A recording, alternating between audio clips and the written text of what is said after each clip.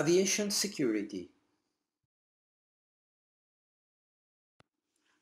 The first kidnapping and hijacking in the history of aviation took place in Arequipa, Peru on February 21, 1931. Captain Byron Rickards, aboard a Ford trimotor, was assaulted by armed revolutionaries who were using the aircraft for leafletting.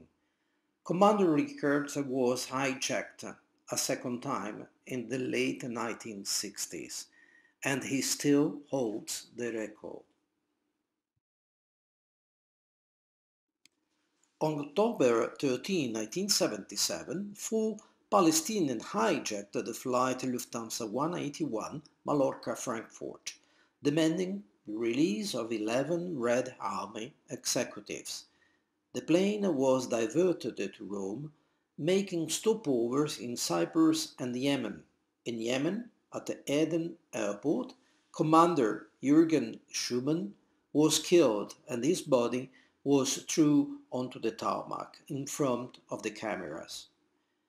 In the end, the Boeing 737 finally landed in Mogadishu, Somalia, a raid by the German special forces of the GSG-9 on the plane resulted in the release of all passengers, and 3 hijackers were killed and a fourth was captured.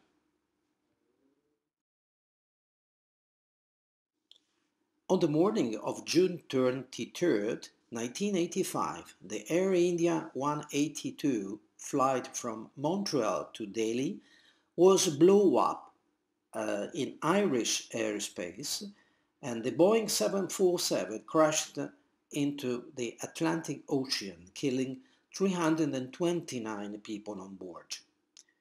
The bomb was hidden in a checked package registered in the name of Singh, but the passenger did not show up at the gate to get on board the plane.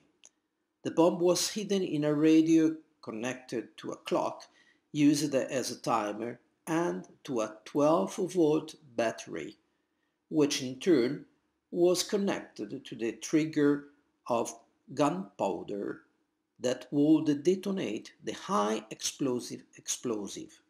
The bomb was placed by Sikh extremists from the Babar Khalsa group in response to the Blue Star operation ordered in 1984 by Indian Prime Minister Indira Gandhi.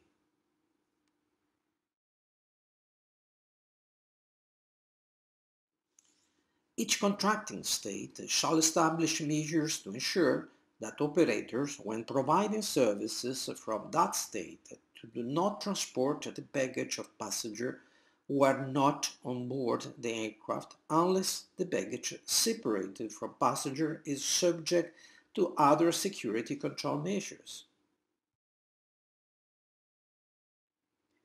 There were attacks at two airports in Rome 1973, Paris 1978, Ankara 1982, Tokyo 1985.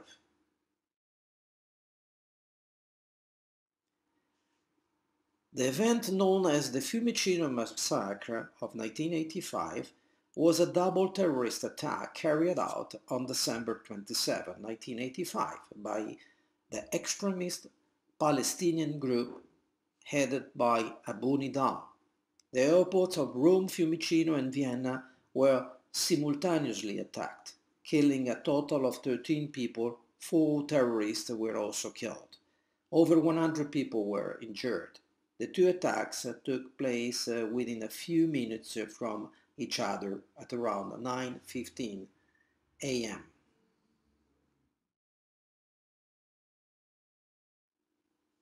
One of the two bombers died of burns. The other, Bilal Abdullah, was arrested and sentenced to 32 years in prison.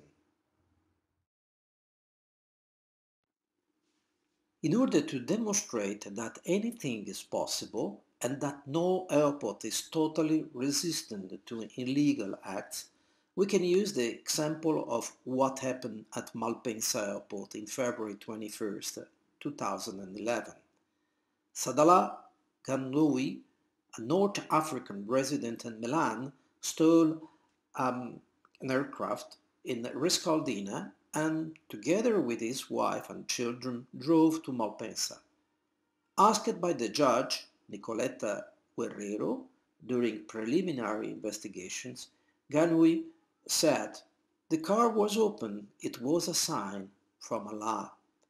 Arriving at the airport, he launched the car like a battering ram against the door to the terminal, while his wife and children were on board.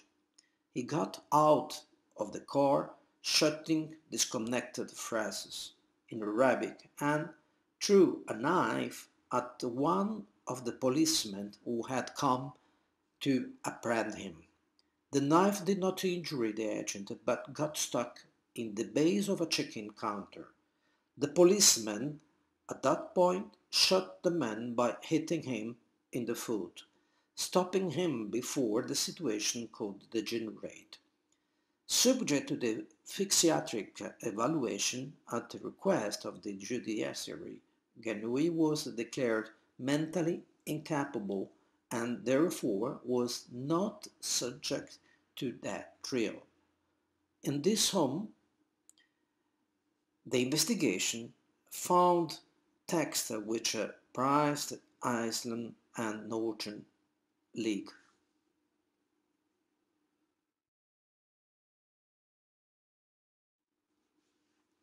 The case of Anne-Marie Murphy, known as the Hindawi affair, demonstrates why we should not trust anyone, even people we consider closest to us. A bomb was hidden in Murphy's suitcase. She was Nezar Hindawi pregnant girlfriend. During profiling, as part of the security check at Heathrow Airport, the bomb was found and a massacre was thus avoided on the 747 of El Al direct to Tel Aviv. This is the demonstration of how profiling is an essential element in crime prevention. On December 21, 1988, a Panama Boeing 747 was en route from London to New York. It exploded in flight over the town of Lockerbie, Scotland, falling to the detonation of a bomb hidden in a radio placed in a suitcase boarded in the hold. 270 people died, 259 on board the plane, and 11 people on ground, hit by the wreckage of the aircraft. After his last attack, Panam was found guilty of not applying the legislation regarding passenger and baggage reconciliation and was ordered to pay astronomical compensation.